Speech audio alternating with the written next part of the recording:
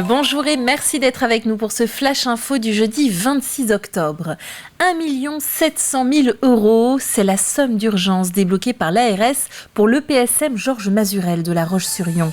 La psychiatrie connaît des difficultés sans précédent entre le mal-être des soignants et des besoins en constante augmentation pour les patients. L'établissement public de santé mentale va notamment utiliser cet argent pour renforcer ses effectifs. En psychiatrie, le sujet de contenance est primordial et fondamental. Et ce qui contient, c'est pas les murs, c'est pas une porte, mais c'est avant tout l'humain. Nous allons pouvoir recruter 23 infirmiers pour l'ensemble des services d'intra-adultes.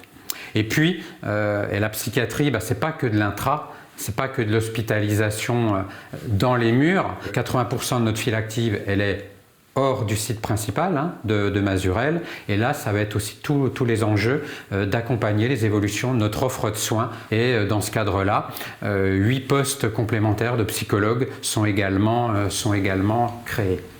C'est un surprenant projet qui a rassemblé les agences Pôle emploi de La Roche-sur-Yon et la Fédération française de basket. Tous deux étaient réunis le temps d'une journée au Parc des Expositions pour une opération de recrutement différente. Une centaine de demandeurs d'emploi et de nombreuses entreprises se sont retrouvés à jouer ensemble sur le terrain de façon anonyme. Une alternative aux entretiens très formels et qui change complètement du rapport de force habituel. Je trouve que c'est une idée originale. Au moins, on prend confiance en soi, on apprend à découvrir les équipiers quelque part. Et on ne sait pas si le patron, qui est le patron en fait. Et je trouve ça très original. C'est très intéressant de pouvoir rencontrer les candidats dans un autre cadre qu'un entretien. C'est moins formel et ça nous permet à nous du coup d'avoir des échanges informels durant les petits entraînements. Et cet après-midi, du coup, ce sera un peu plus formel, bien évidemment. 2 années que la communauté de communes de Vendée Grand Littoral a ouvert le guichet de l'habitat. Ce guichet permet de conseiller les propriétaires et bailleurs dans la rénovation énergétique de leurs biens. Alors ce dispositif fonctionne-t-il ? Quels sont ses effets concrets sur le terrain ? C'est ce qu'a voulu savoir notre journaliste Mathis Pires à Talmont-Saint-Hilaire. Cela fait maintenant 2 ans que le guichet unique de l'habitat a ouvert ses portes aux particuliers pour les soutenir dans la rénovation énergétique. Aujourd'hui, ce sont près de 800 ménages qui ont été conseillés et subventionnés par la communauté de communes Vendée Grand Littoral. Et c'est 231 000 € par an qui ont été amenés par la communauté de communes. Donc c'est des fonds qui permettent un levier vis-à-vis des propriétaires ou des bailleurs, et ce qui permet d'avoir 20-30% d'aide pour la rénovation énergétique. Et après, il y aura des chauffages en plus en étage. Et dans le cas de cette ancienne ferme inhabitée depuis 10 ans, le couple propriétaire de la maison a été aidé à hauteur de 20% pour les travaux de rénovation énergétique. En tout, alors on n'a pas fini, en tout et pour tout, là actuellement je crois qu'on a 130 000 de travaux, dont 10 000 d'aides. Pour les fenêtres, qui ont été en double vitrage posées par un menuisier. Et après pour tout ce qui est chauffage et eau chaude, donc le plancher chauffant et les panneaux solaires pour l'eau chaude sanitaire. Et en système combiné, donc en fait on est chauffé avec du bois et du solaire. Et donc c'est sur ces travaux-là de plomberie qui étaient les plus conséquents qu'on a été en fait aidés. D'ici 2050, les vieux bâtiments devront être classés BBC, bâtiments basse consommation, pour atteindre la neutralité carbone, un objectif soutenu par ATIS et renforcé à partir de l'année prochaine. On pourra bénéficier d'aides très intéressantes qui vont aller de 90 à 40% en suivant les tranches de revenus, et sur un montant de travaux qui peut aller jusqu'à 70 000 € hors taxe. Aujourd'hui, les nouvelles maisons sont construites avec le label BBC et si vous voulez prétendre à cette certification, il faudra vérifier la consommation d'énergie primaire et l'étanchéité à l'air de votre bien.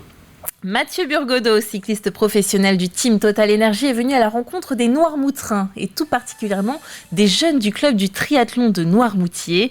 Il s'est prêté au jeu des questions-réponses. On y apprend notamment comment il dort et qu'il utilise pas moins de 6 vélos différents sur le Tour de France. Alexandre Lenaour.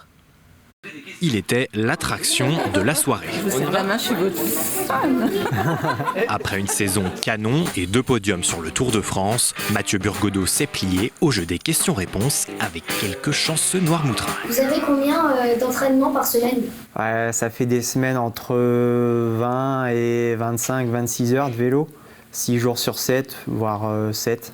1 heure d'échange pour connaître un peu mieux le coureur de 24 ans, 25 dans quelques jours. Apprendre que par exemple le Noirmoutrin a parcouru plus de 30 000 km l'an dernier ou qu'avant de passer chez les pros, Mathieu Burgodeau a aussi validé un DUT en gestion des entreprises et des administrations. Quand j'ai regardé à la télé, je trouvais que c'était très physique et du coup je croyais qu'il est plus fatigué que ça. Par exemple, j'ai appris par rapport à ces différentes impressions déjà qu'il avait déjà eues par rapport à ses différentes courses. Je lui ai posé s'il avait une nuit particulière. Par exemple, tu as des joueurs de foot qui dorment avec un scotch sur la bouche pour favoriser la respiration par le nez. Réponse de l'intéressé. Alors là, je la connaissais pas celle-là. Pour mieux récupérer la nuit. Donc non, je ne fais pas ça. Ça a permis de partager mon expérience de cycliste professionnel et j'espère leur avoir donné envie d'aller à fond dans leur projet et quand on est passionné d'une chose, d'aller au bout de son projet. Un temps suivi de la traditionnelle séance photo et dédicace, l'occasion même pour le coureur du team Total Energy de faire remonter quelques souvenirs. Marie-Jeanne. Oui. Voilà, c'est ça. Marie-Jeanne, c'était ma première cantinière quand j'étais à l'école primaire. Donc à l'école La Mouette, c'est elle qui nous faisait à manger. On m'a indiqué Ma, et après j'ai cherché, oui, Marie-Jeanne. Voilà, c'est... Opéré il y a quelques jours à la suite d'une fracture de la clavicule, Mathieu Burgodeau reprendra l'entraînement sur route début novembre. En ligne de mire la prochaine saison et peut-être une première victoire chez les pros. Une invitation a même été lancée par le club de triathlon Noirmoutrin. Tu pourrais un jour envisager de faire une sortie avec le club de triathlon à vélo? Ou alors, est-ce que tu crains nos performances? Réponse positive du coureur, ne reste plus qu'à inscrire le rendez-vous à l'agenda. Le 40e album d'Astérix, Iris Blanc, sort ce jeudi dans le monde entier. Eh bien, figurez-vous qu'une partie des albums est vendéen. Sur les 5 millions d'exemplaires imprimés, 1,5 l'ont été à Luçon, dans l'imprimerie Paulina. Des tirages qui se font évidemment dans le plus grand secret pour ne rien révéler de l'album avant sa sortie. Et pour ne pas le citer, le nom de code du tirage était d'ailleurs Morito. Voilà pour la petite histoire. C'est la fin de cette édition. Merci d'avoir été avec nous. On se retrouve à 18h pour un journal complet. D'ici là, bel après-midi et à bientôt sur TV Vendée.